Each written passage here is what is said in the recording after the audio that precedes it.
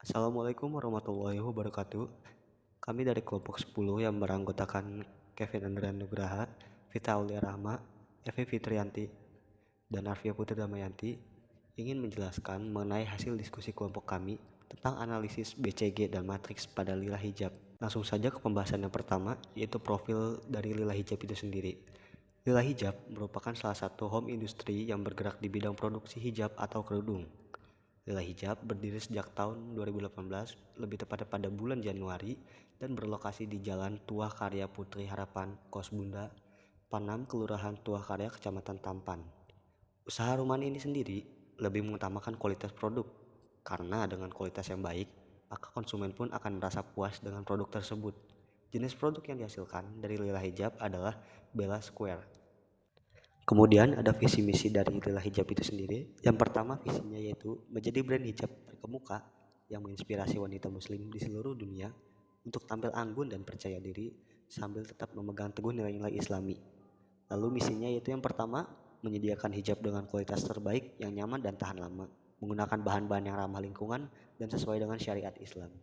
Yang kedua, mengembangkan desain hijab yang modern dan elegan, mengikuti tren fashion terkini tanpa mengorbankan kesederhanaan dan kesopanan. Dan yang terakhir, memberikan layanan-pelayanan yang unggul dengan respon yang cepat, pelayanan yang ramah, dan kebijakan pengembalian yang adil. Berikutnya di sini ada struktur organisasi Dalilah Hijab.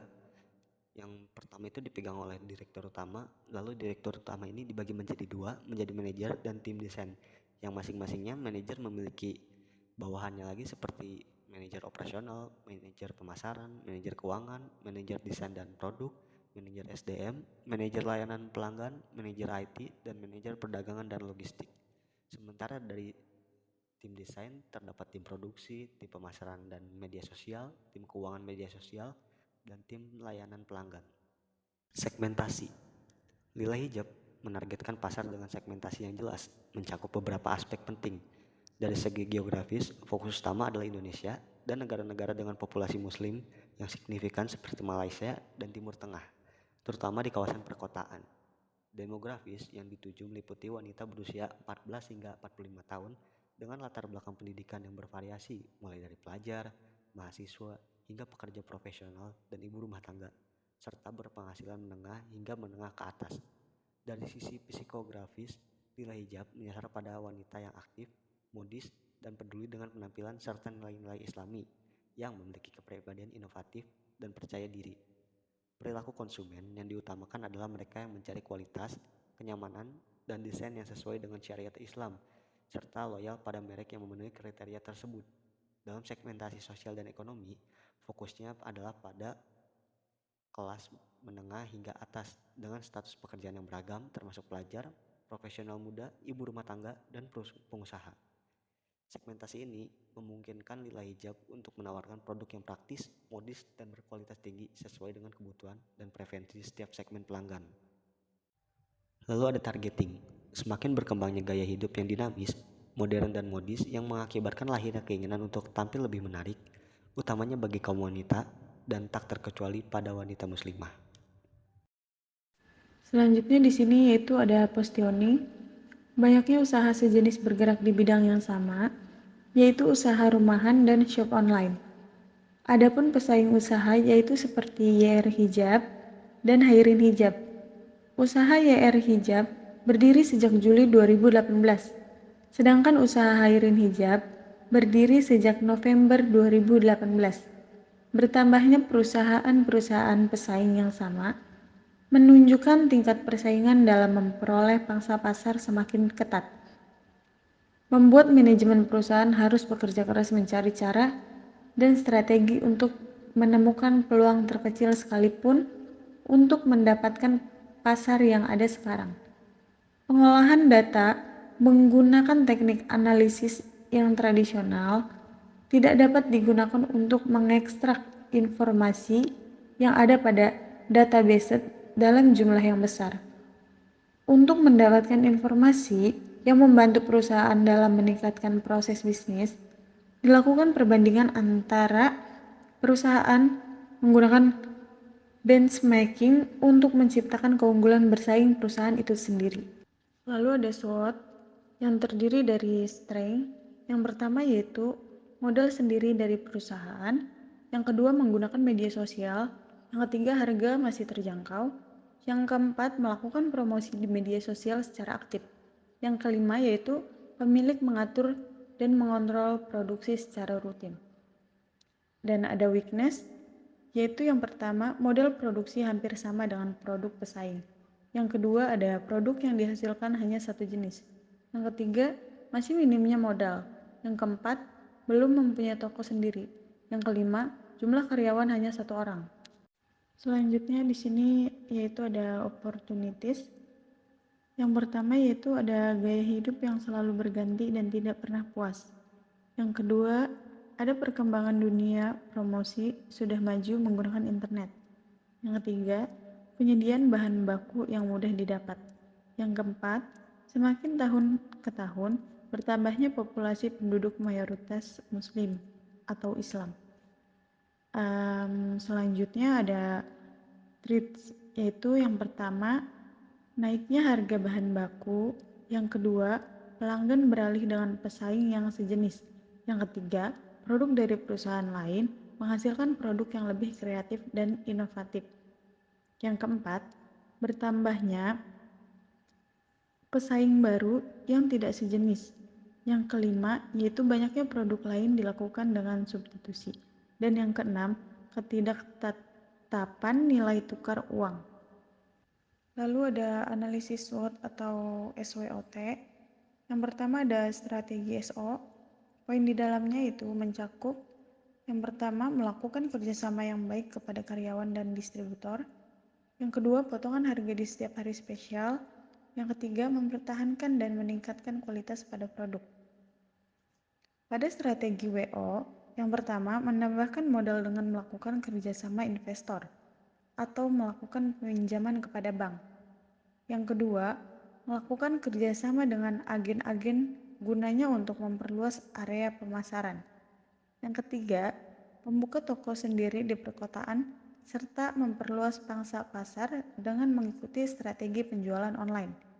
Yang keempat, yaitu pengembangan produk agar menarik pelanggan.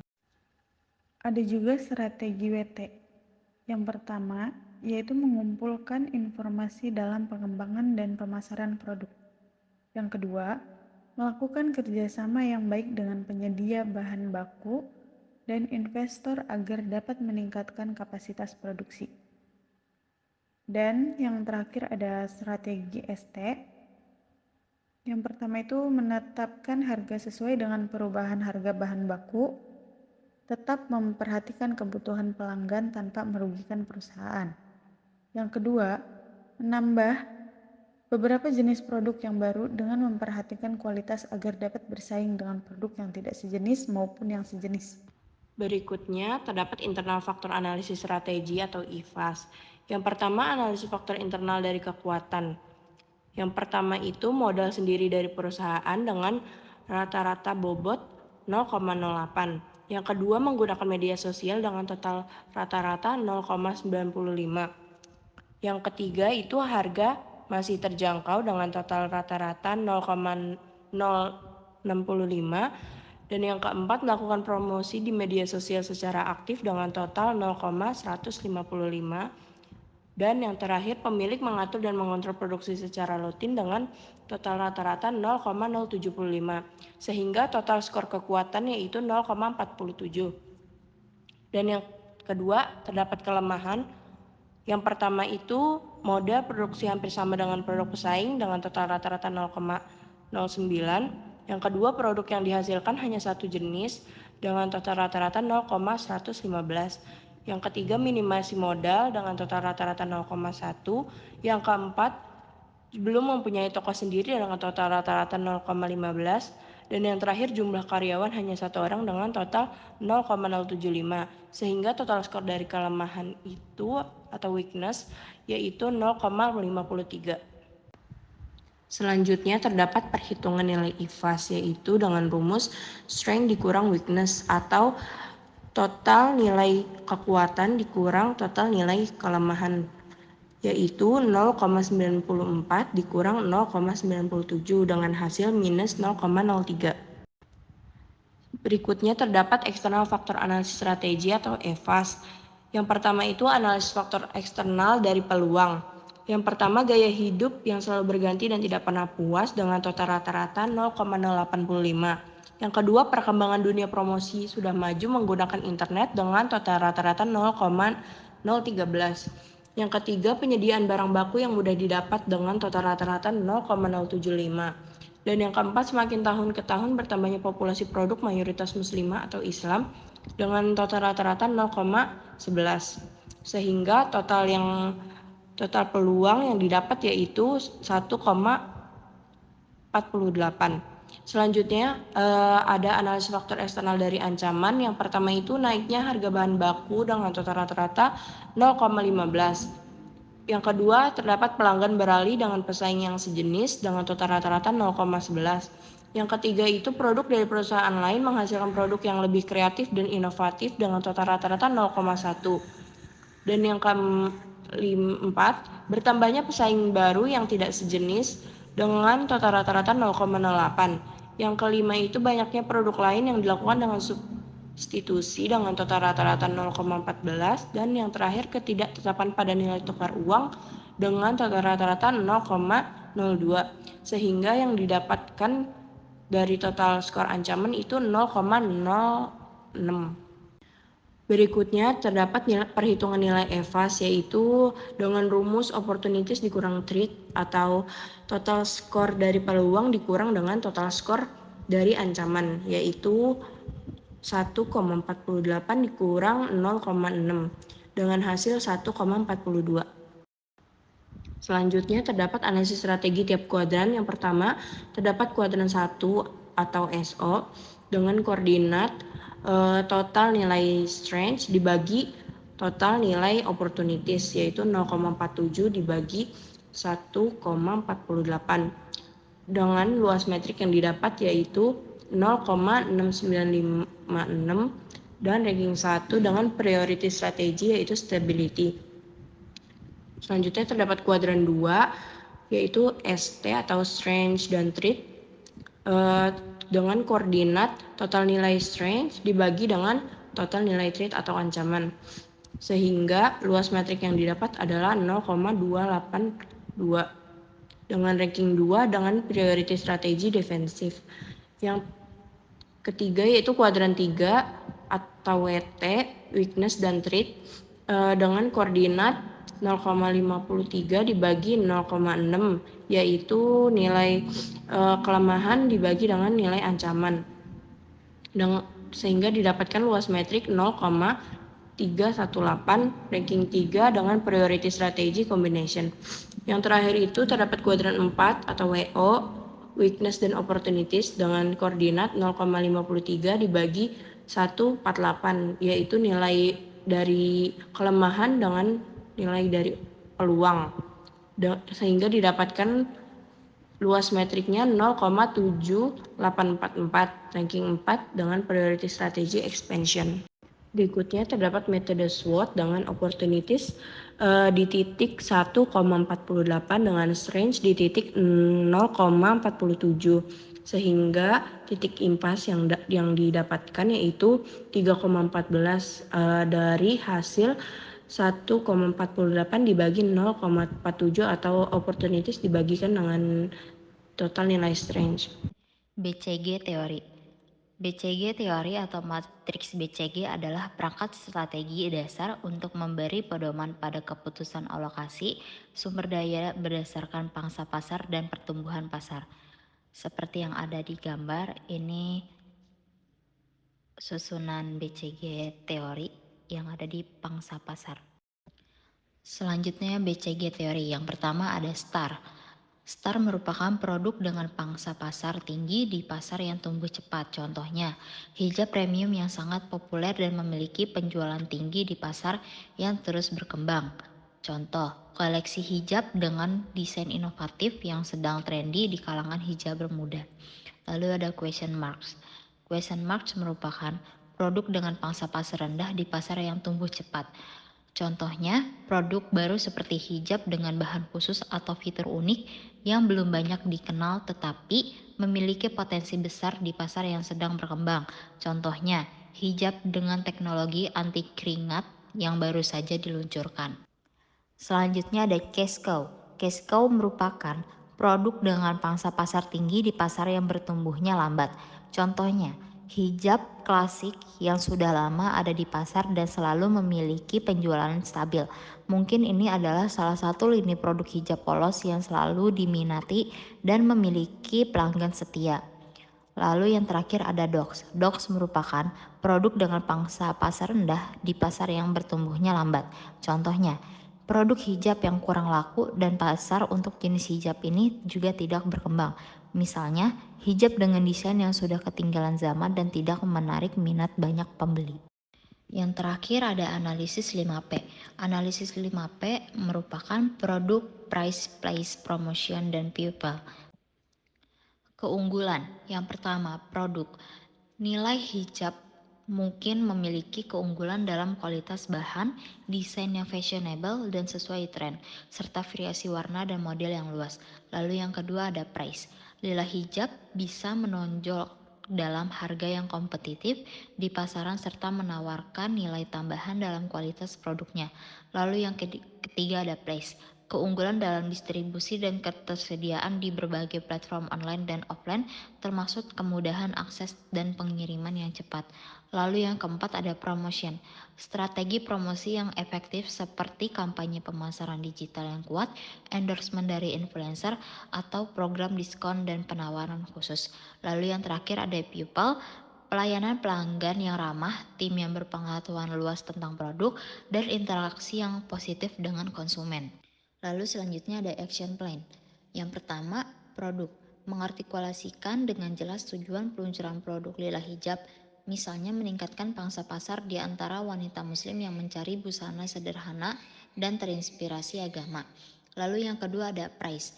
Tentukan titik harga spesifik untuk varian atau ukuran lila hijab yang berbeda dengan mempertimbangkan preferensi dan keterjangkauan pelanggan. Lalu yang ketiga ada place. Kembangkan rencana pemasaran dan komprehensif termasuk pemasaran digital, kolaborasi influencer, kampanye media sosial, dan iklan tradisional. Lalu yang keempat ada promotion. Perencanaan promosi termasuk penawaran pengantar diskon bundle dan promosi musiman yang menarik pelanggan baru. Lalu yang terakhir ada people. Melakukan kampanye promosi melalui media sosial, radio, dan event lokal lainnya. Lalu yang terakhir ada contoh. Yang pertama contoh dari produk. Lila Hijab menawarkan jilbab dan hijab yang terbuat dari bahan berkualitas tinggi seperti katun atau satin dengan berbagai pilihan desain yang modis dan sesuai dengan tren terkini. Keunggulan produknya termasuk kenyamanan saat dipakai, daya tahan yang baik, dan kemudahan dalam perawatan. Yang kedua ada price. Produk Lila Hijab memiliki harga yang kompetitif di pasaran, memberikan nilai tambahan dalam kualitas bahan dan desain yang ditawarkan. Meskipun tidak selalu menjadi yang termurah, harga tersebut sepadan dengan kualitas dengan gaya yang diberikan. Lalu ada yang ketiga ada place. Lila Hijab tersedia di platform online mereka sendiri, marketplace besar seperti Tokopedia atau Shopee, serta bisa ditemukan di berbagai toko busana muslim dan butik-butik di beberapa kota besar. Distribusi yang luas ini memastikan produk dapat diakses dengan mudah oleh konsumen di seluruh Indonesia. Lalu yang keempat ada promotion. Perusahaan memanfaatkan strategi promosi efektif seperti melalui kampanye digital dan kerjasama dengan influencer. Lalu yang terakhir people. Tim Lila Hijab terdiri dari staf yang ramah dan berpengetahuan dalam memberikan layanan pelanggan yang baik serta tidak hanya membantu dalam menjawab pertanyaan terkait produk, tetapi juga memberikan saran gaya dan penanganan purna jual yang memuaskan. Mungkin sekiranya itu saja presentasi dari kelompok kami, yaitu kelompok 10, mengenai analisis BCG dan matriks pada lila hijab. Mohon maaf apabila ada kata-kata yang kurang dimengerti dan salah kata lain sebagainya. Sekian, wassalamualaikum warahmatullahi wabarakatuh.